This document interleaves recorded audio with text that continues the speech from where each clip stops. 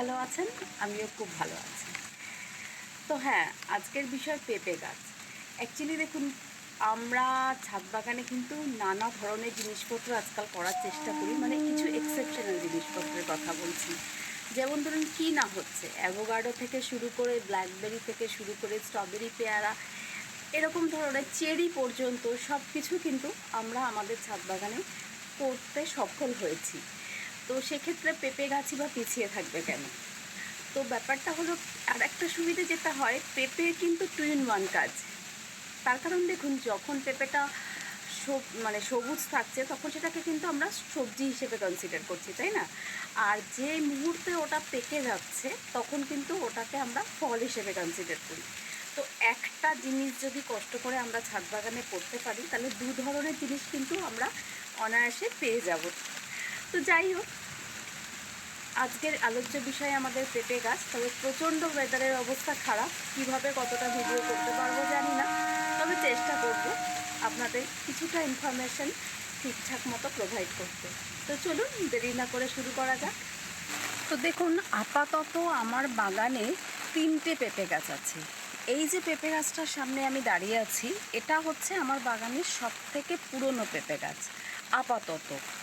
তো এর আগে একটা পেঁপে গাছ ছিল, একটাই ছিল তখন, এবং সেটা আমার অভিজ্ঞতার অভাবে আর কি মারা যায়।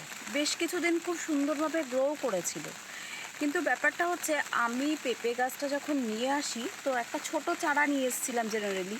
তো এবার ছোট চারা নিয়ে আসার পর তখন আমার অতটা অভিজ্ঞতাও ছিল না। আমি একটা 9 ইঞ্চির গ্রো ব্যাগে ওকে বসিয়েছিলাম। অ্যাকচুয়ালি এটাই ভুল। পেঁপে গাছ কিন্তু একটু বড় জায়গা পছন্দ করে। তো সেক্ষেত্রে আপনাদের প্রথমেই বলবো যে পেঁপে গাছের চারা যখন নিয়ে আসবে, মিনিমাম 12 ইঞ্চির গ্রো ব্যাগে কিন্তু সেটাকে লাগাবেন, বা টব যাতেই করুন না কেন, কারণ ছোট জায়গা কিন্তু ওরা পছন্দ করে না। এটা একটা মেন ব্যাপার হচ্ছে পেঁপে গাছ ছাদ বাগানে করার জন্য।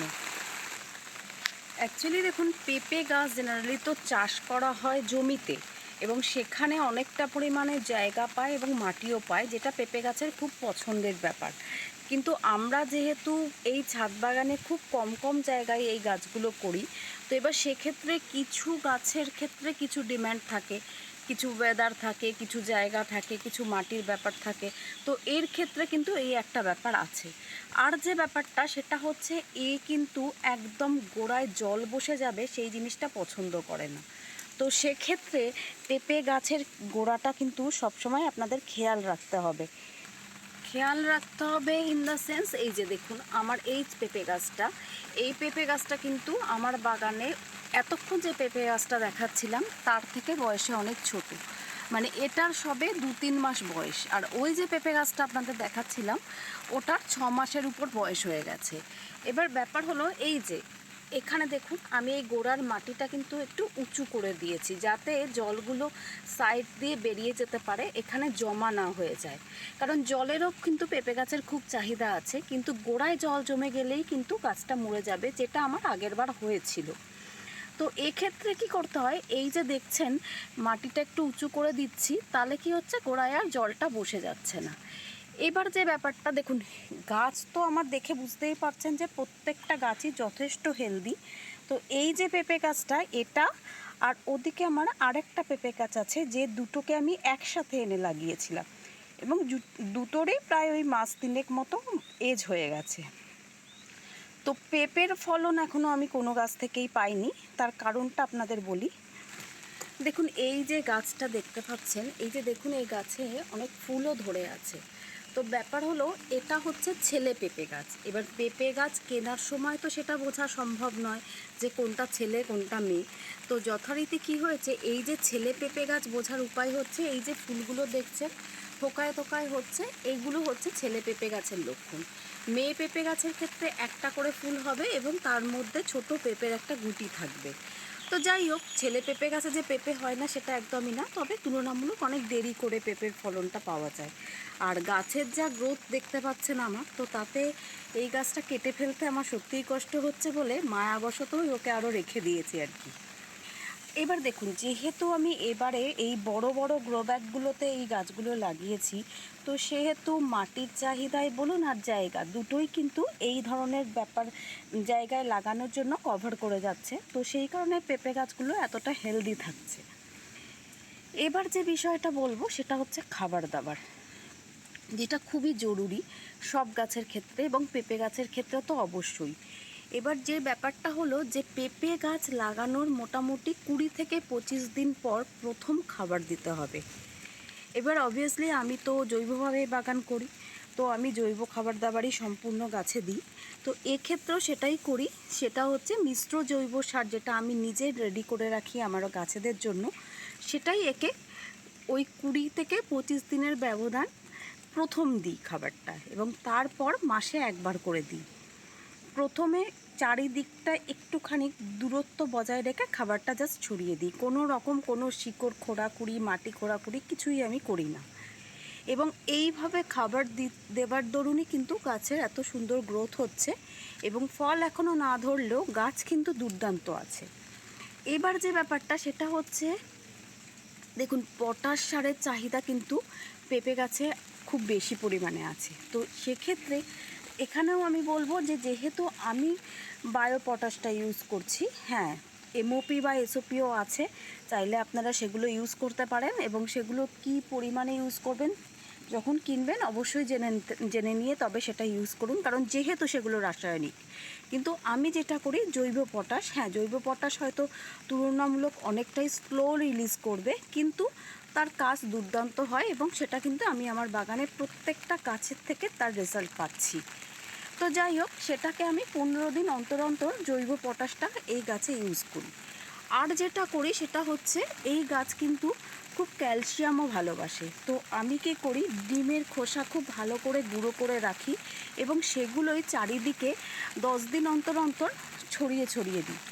ব্যাস ওইটুকুই। এবার যেহেতু ডিমের খোসা অনেকটা স্লো রিলিজ করে, প্রথমেই যখন আমি জৈব সার দিচ্ছি তার মধ্যে তো ওটা দিয়ে রেডি করা থাকে, তো ওটা অনেকটাই প্রসেস থাকে বলে সেটা ও অলরেডি অ্যাবজর্ব করতে শুরু করে। তো তারপর যখন আমি কন্টিনিউয়াস প্রসেসে এটা করতে থাকি, তো ক্যালসিয়ামের চাহিদাটা কিন্তু আস্তে আস্তে আমার গাছেদের পূরণ হয়ে যায় এইভাবেই। এবার দেখুন, এই যে আমার গাছগুলো, এই যে এই আর একটা গাছ যেটা ওই একটু আগে আপনাদের দেখালাম, যে 3 মাস মতো বয়স, দুটো চারা একসাথে বসিয়েছি, এবং প্রত্যেকটা গাছ দেখুন কি সুন্দর হেলদি এবং সবুজ সতেজ রয়েছে। কিন্তু পেঁপে গাছে একটা প্রচণ্ড রকমের প্রবলেম হয় কিন্তু পোকামাকড়ের ভীষণ উপদ্রব হয়, এবং সেক্ষেত্রে যে প্রবলেমটা হয় সেটা হচ্ছে, এই যে গাছের মাথার যে পাতাগুলো দেখছেন, এই পাতাগুলো কিন্তু আস্তে আস্তে কুঁকড়ে যায়, এবং যে পেঁপেগুলো ধরছে বা ফুল আসছে সেগুলোও আস্তে আস্তে ঝরে যেতে থাকে। তো সেক্ষেত্রে আমাদের এই দিকে কিন্তু প্রচণ্ড সজাগ নজর রাখতে হবে। হ্যাঁ, এক্ষেত্রে যেটা করতে হবে সেই একই ব্যাপার, 7-10 দিনের ব্যবধানে মোটামুটি নিম তেল বলুন বা কাকা বলুন, অথবা আপনারা যদি কোনো রাসায়নিক কীটনাশক ইউজ করতে চান তো সেটা অবশ্যই, কিন্তু সেটা একদম 7-10 দিনের একটা গ্যাপ দেবেন, তার বেশি দেবেন না, দিয়ে পড়ন্ত বিকেলে পুরো গাছে স্প্রে করে দিন, এবং অবভিয়াসলি তার সাথে স্টিকার অ্যাড করে করবেন। তো এইভাবে যদি এই গাছটাকে এইভাবে এই পেস্টিসাইড স্প্রে করে দেন, তাহলেই কিন্তু গাছটা খুব সুন্দর থাকবে। আর তারপর যেটা আমি সবসময় বলে থাকি, যে পেস্টিসাইড বা কীটনাশক অ্যাপ্লাই করার পর মোটামুটি 2 দিন গ্যাপ দিয়ে সঙ্গে সঙ্গে ফাঙ্গিসাইডটাও ইউজ করে দেবেন। সেটা আপনাদের কাছে যে ধরনের ফাঙ্গিসাইড থাকবে সেটাই করতে পারেন, কোনো প্রবলেম নেই। তাহলেই দেখবেন গাছ এত সুন্দর থাকবে। আর একটা ব্যাপার হচ্ছে যে দেখুন, যেহেতু আমরা জৈবভাবে বাগান করি, যে সবসময় আমাদের পেস্টিসাইডটা বা ফাঙ্গিসাইডটা আমরা ইউজ করছি, সেগুলো জৈবভাবে করার চেষ্টা করছি, কিন্তু ফাঙ্গিসাইডের ক্ষেত্রে আমরা কি করি, যে দোকান থেকে কিনে নিয়ে এসে সেটা ইউজ করি। তার পরিবর্তে আমরা যদি হলুদ ইউজ করি, তাতে কিন্তু পেস্টিসাইড ফাঙ্গিসাইড দুটোর কাজই হয়ে যায়, এবং তাহলে সেক্ষেত্রে 3-4 দিনের ব্যবধানে কিন্তু এটা ইউজ করবেন প্রথম দিকে, কারণ একবার যদি পোকার আক্রমণ হয়ে যায় আপনাদের গাছে, তখন এই হলুদ গুঁড়োটা কিন্তু খুব একটা কার্যকরী হয় না। সেই জন্য আমরা যদি 3 থেকে 4 দিনের ব্যবধানে এই হলুদ গুঁড়োটা ইউজ করি প্রথম দিকে বেশ কয়েকবার, তারপর মোটামুটি 7 দিনের ব্যবধানে করলেই যথেষ্ট। কিন্তু প্রথমে কয়েক মাস আমাদের এইভাবেই ইউজ করতে হবে। তো সেটা কিভাবে করবেন? হ্যাঁ, হলুদটা ভালো করে 5-10 মিনিট জলে গুলে নিয়ে তারপর একটু ছাঁকনি দিয়ে ছেঁকে স্প্রেয়ার বটলে করে স্প্রে করে দিতে পারেন। সেটা যদি না চান তাহলে পুরো গাছে ভালো করে একটু জল স্প্রে করে দিয়ে হলুদ গুঁড়োটা ভালো করে ছড়িয়ে দিন, আর গোড়াতেও কিছুটা হলুদ গুঁড়ো ছড়িয়ে দিন। ব্যাস এইভাবেই রেখে দিন একটা দিন পুরো। তারপর অটোমেটিক্যালি যখন আপনারা গাছে জল দেবেন এবং জল দিয়ে যখন গাছকে স্নান করিয়ে দেবেন, তখন সেই জলের সাথেই সেই হলুদ গুঁড়োটা আস্তে আস্তে ধুয়ে যাবে এবং যেটা ওর অ্যাবজর্ব করার ও কিন্তু নিজের থেকেই করে নেবে। তো এইভাবে কিন্তু আপনারা গাছে হলুদ গুঁড়োটাও অ্যাপ্লাই করতে পারেন। আর ওই যে বললাম, মাসে একবার করে জৈব মিশ্র সারটা অবশ্যই দেবেন। আর হ্যাঁ, এখন যেহেতু বর্ষাকাল সেহেতু আমরা তো খুব একটা খাবার দাবার দেওয়ার চেষ্টা করি না, কিন্তু অন্য সিজনে কিন্তু যেটা লিকুইড ফার্টিলাইজার সেটা কিন্তু মোটামুটি 7 দিন থেকে 10 দিনের ব্যবধানে ঘুরিয়ে ফিরিয়ে অবশ্যই দেবেন। এই ধরনের পরিচর্যাগুলো আমরা যদি করি আর মাসে একবার করে যদি মাইক্রোনিউট্রিয়েন্ট স্প্রে করে দিই পুরো গাছে, তাহলেই ছাদ বাগানে পেঁপে গাছ খুব সুন্দরভাবে করা সম্ভব এবং ফলনও পাওয়া কিন্তু সম্ভব।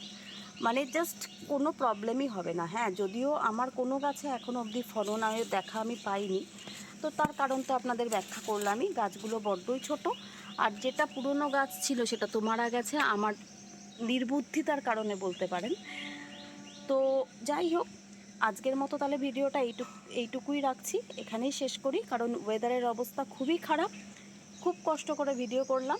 যদি আপনাদের ভালো লেগে থাকে তাহলে অনেক অনেক ভালোবাসা দিয়ে আমার পাশে থাকবেন, আর একটু লাইক আর শেয়ার কিন্তু অবশ্যই করে দেবেন। আর যারা আমার নতুন বন্ধু আছো বা আছেন, তাদেরও যদি আমার ভিডিওটা ভালো লেগে থাকে, যদি ইনফরমেটিভ মনে হয়, তাহলে প্লিজ চ্যানেলটা সাবস্ক্রাইব করে বেল আইকনটা প্রেস করে দিও। খুব তাড়াতাড়ি আবার একটা নতুন ভিডিওর সাথে দেখা হচ্ছে।